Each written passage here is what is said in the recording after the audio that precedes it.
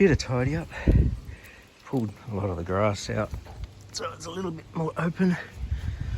Stacked up the hardwood sleeper leftovers that I had sitting here so that I could get these two old sawhorses. Now my sawhorses are looking shocking. Look at that. And the new ones. Anyway, I've put some of the hardwood sleepers across the top. It's a more bearing surface. And then all these longer bits of hardwood offcuts all the way across. So I could sit this big bit of plywood on the top. Of course, I need to bring out the last of the subfloor pieces to cut off my 248 wide section so I can finish putting the subfloor down, and then I can start on the floorboard work, which will probably be here, set the saw up here and just feed out onto that.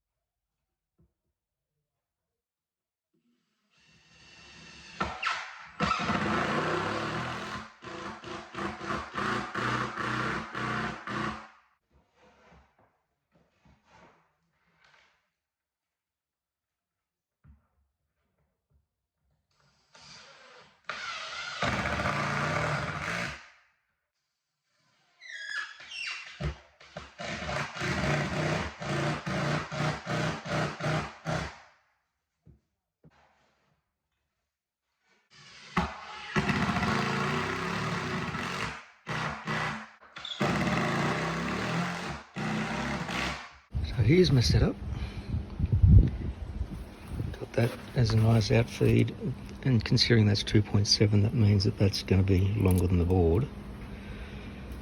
I've just run this board through, and you can see I'm going to hit a lot of little nails and staples. And these little pin nails that I couldn't get out.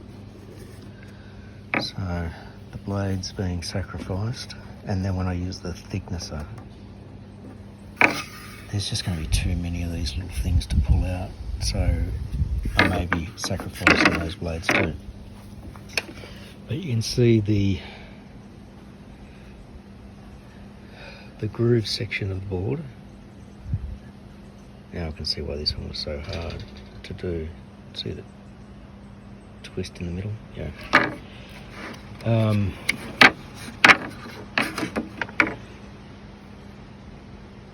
The tongue side is never going to be easy, but the groove side, I'm trying to split it dead center, and I'm doing pretty well. My aim is to get the boards down to about 6 mil, quarter of an inch, so 6.5 maybe. But I'll just run them through like this. This is a good happy medium in terms of the starter cut. Yeah, that's not too bad. I know we've gone for a bit of a rollover on this side, but I've still got enough to play with. Running a 2.7 board is going to be a hard thing. That's why I sort of set myself up here. So I've got the laundry door to feed from. But this is a good start. This was my first test. I run it through groove side first, flip it over, tongue side to finish the cut. I'll go carry all the other stuff down now. It took me about half an hour to carry all this stuff down because I could only really do them 3 at a time to get them through the house safely. The sucky part's going to be carrying them all back up there when they're ready. I think I'm set up and ready to go. My wife still thinks this is too thick, but I told her they've still got to be run through the planer to get them even. And the doorway also needs to be sanded down a bit to meet up with the this board, because if you line up the bottom of these two boards like they're on joists, you can see that the original floorboard is about 2 mil higher, which makes sense because when you buy cypress pine floorboards now, they're 21 mil. The underlayment is 19. So right up against the first wall where I couldn't get the board out because it's under the wall, I'm going to have to just sand it down to meet up with the underlay, or the subfloor I mean, and same thing through the doorway because there's still this board in the doorway. Just getting set up. Looks like that chair back is in just the right spot, and I don't actually have to go into the laundry to get this started, so that's good news.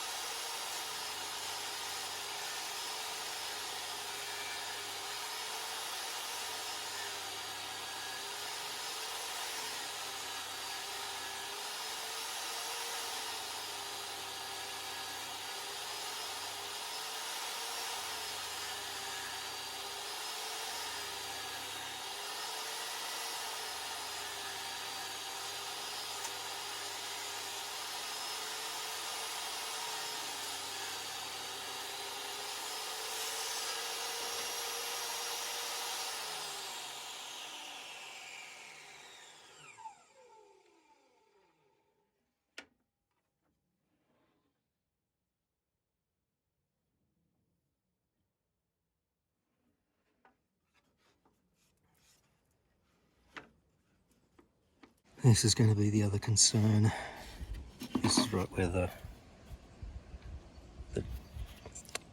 sort of half groove on the back side is. It's a weak spot in the board.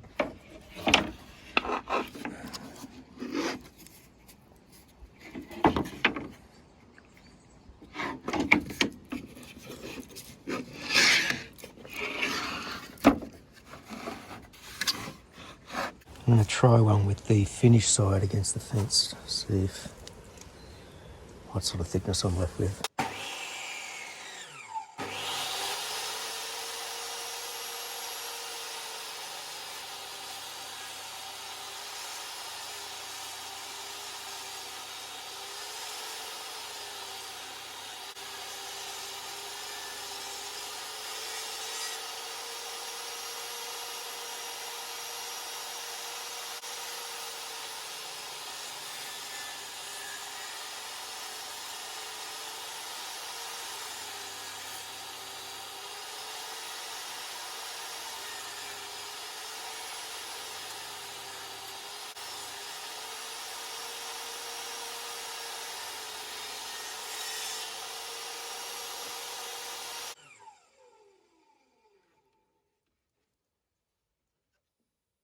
So cutting it that way gives me a little bit more material here where the V is, whereas this is just all solid. So if this is slightly thinner to start with, it's better than this one being thinner.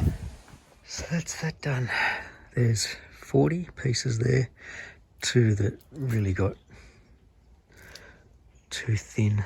I'm about to use this for the very first time. It's still in the box. DW735 thicknesser. First set of blades is going to be, I guess, going to be sacrificed for the good of the job. I could hear the saw blade just zinging through all those little nails, little pin nails that are stuck in the boards.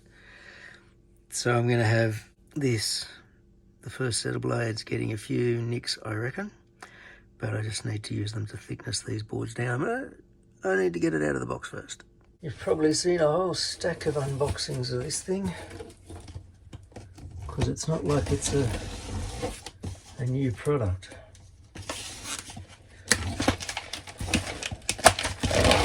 However, it is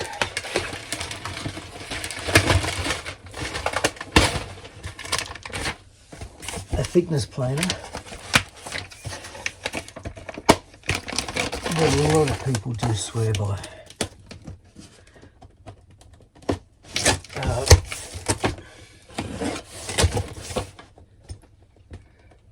I guess I subscribe to the buy once, cry once here, maybe.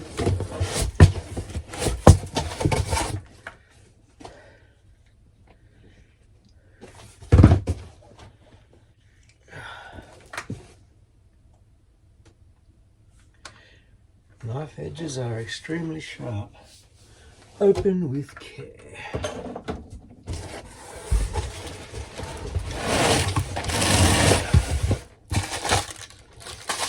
Exhaust ports.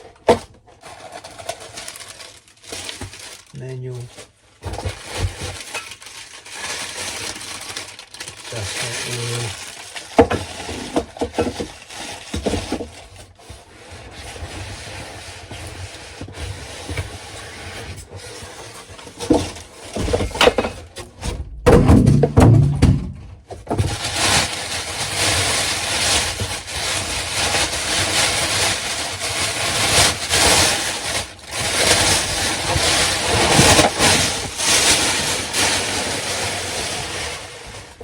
Now, yes, one thing I'm not looking forward to with this is the weight, because a lot of people have said it's heavy.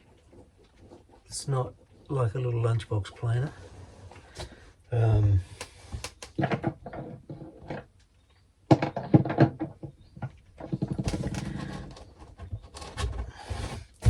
know just getting the box in here was tough enough.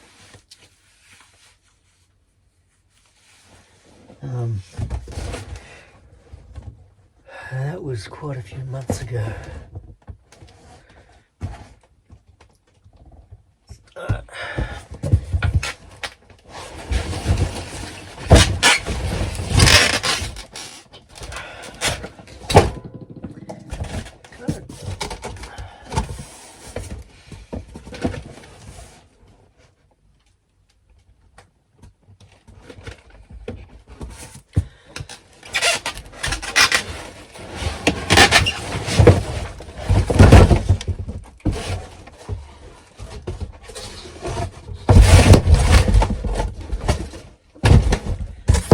Got it.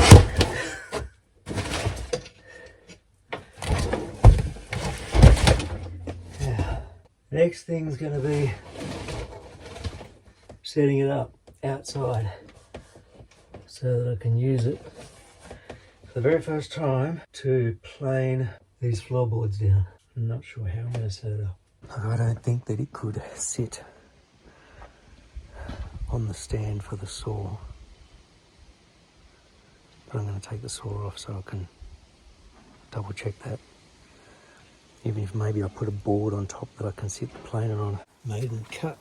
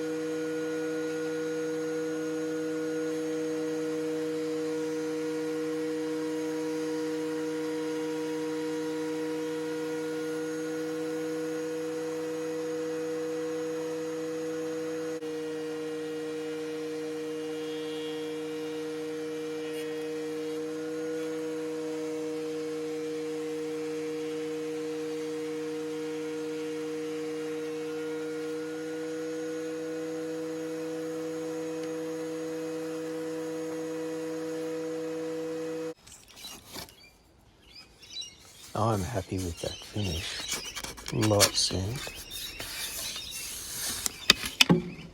Go check it upstairs. So I've pretty much obliterated one side of these blades. You can see all the nicks in that blade.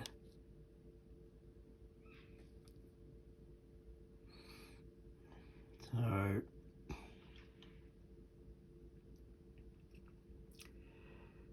that's just one blade.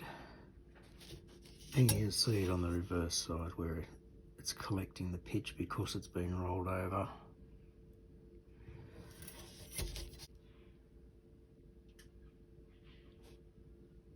This one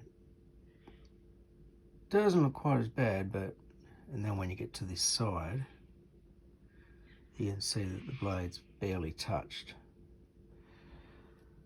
And that's because where I was set up, it was basically feeding through the left-hand side of the machine most of the time.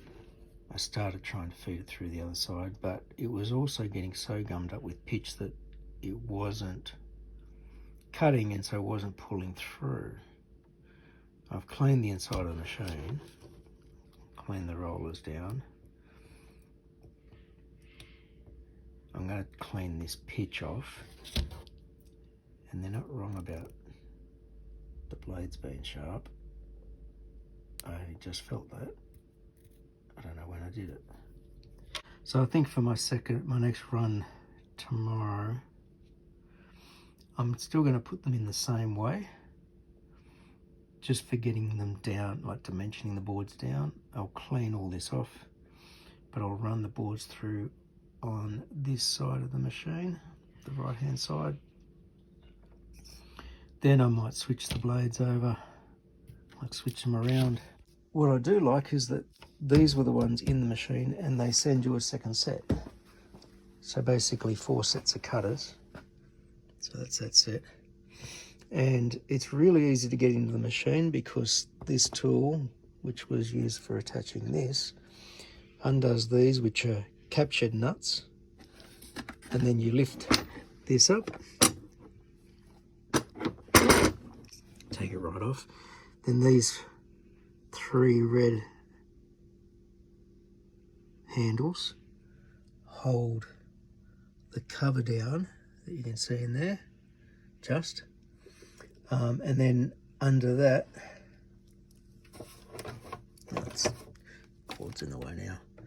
Under that, these things which hold the blades onto the cutter head with all of these.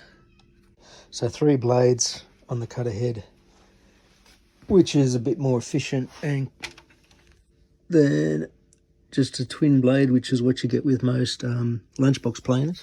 Even though these boards were old and very, like the house went in 1980, I think. So these have been there since then. These little nails, I can feel the ridges all across here from the fact that the cutter head has so many little nicks in it, because there are so many little nails in this thing. It almost looks like the thing's been bedazzled. There are so many little, it looks like little sparkles when you're seeing it. I don't know if it's showing up on the camera, but from nailing down all that MDF with little pin nails, and so many of them getting broken off in the floorboards. So here's my setup. I've moved stuff back inside. There's a lot of sawdust. These were my first 2 practice boards. No nails in these, which is why they came out so cleanly.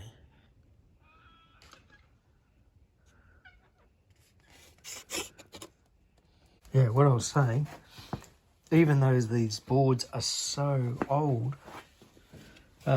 it is a pine, which pine usually has a lot of pitch in it.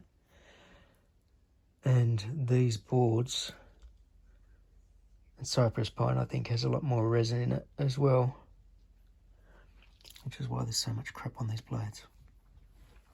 Anyway, thickness planer there, table saw resting here. I'm pretty sure I've said this before, but I'll say it again. It is so frustrating not having a workshop space. Like, being able to work out there is great. Like, dust extraction, what? And the wind was a bit windy out there, so it just blew everything away. The motor, the blower assist on that thicknesser is incredible. It was just throwing the dust out into the yard. I haven't been down to see what it looked like down the back. As soon as the light starts to go, like, I started to look at the blades and the light just started disappearing, and that's why I had to just pack up and come in. Tomorrow morning, put these blades back in, set it all up outside again. Actually, let's see if I can clean these blades up a bit now.